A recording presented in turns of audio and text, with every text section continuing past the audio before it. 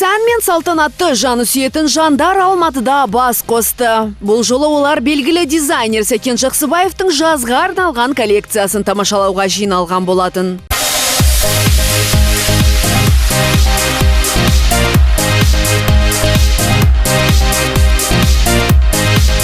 Жақсыбаевтың қыз-келіншектерге арналған киімдер желісі негізінен ақ, қара, көгілдір, күлгін түстерден тұрады. Дизайнер ұсынып отырған коллекция жазғы уақытта жағажайдан шықпайтындар үшін таптырмайтын нәрсе. Мен Американың туын кесіп, одан жағажайға киетін әдемі көйлек тіктім. Қалжың шын аралас осылай деген Сәкеннің дәл сол көйлегі әнші Лидоның жүрегінен орын таба алған ұқсайды.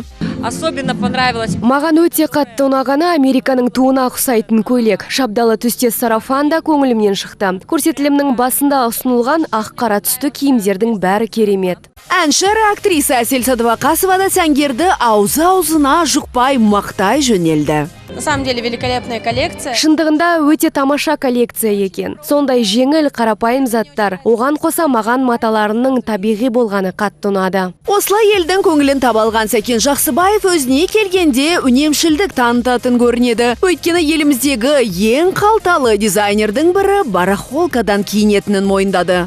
Я купил ее на барахолке, она стоит там 5000 тенге. Атышулы сәнгер ең бастысы қарапайымдылық дейді. Ол сондай-ақ алдағы уақытта да фэшн әлемі үшін аянбай тер төгетінін жеткізді.